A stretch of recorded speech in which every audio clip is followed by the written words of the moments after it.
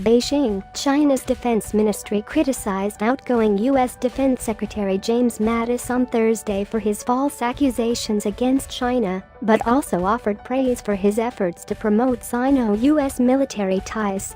U.S. President Donald Trump said this week he would replace Mattis 2 months earlier than expected, after he resigned the previous week over policy differences with Trump. Trump on Monday criticized Mattis and his view of alliances, saying the Pentagon chief failed to recognize the true costs of America's military support around the world.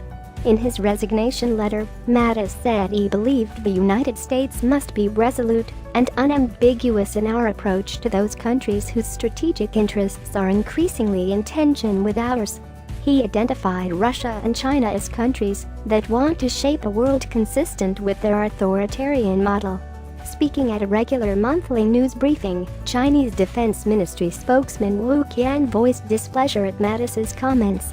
"We opposed the false accusations about China in Secretary Mattis's resignation letter," Wu said. At the same time, while Secretary Mattis was in office, he made positive efforts towards making the China-U.S. military relationship a stabilizer in bilateral ties, he said. Deputy Defense Secretary Patrick Shanahan will take over from Mattis on an acting basis from January 1. Wu said that under Shanahan's leadership, China expected military ties would continue to develop in a healthy and stable way.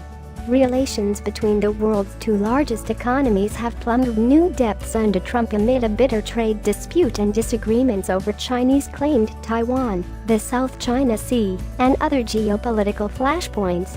Worried that weak ties between major militaries could lead to misunderstandings that snowball into conflict amid tense relations, U.S. officials had said Mattis was attempting to forge a relationship with Chinese military leaders. One Chinese official previously told Reuters that Beijing regarded Mattis as a wise man, experienced enough in war to know it is best avoided. However, as Mattis tried to cultivate ties to contain crises, the Pentagon ramped up activity that irritates the Chinese government, such as freedom of navigation operations in the disputed South China Sea.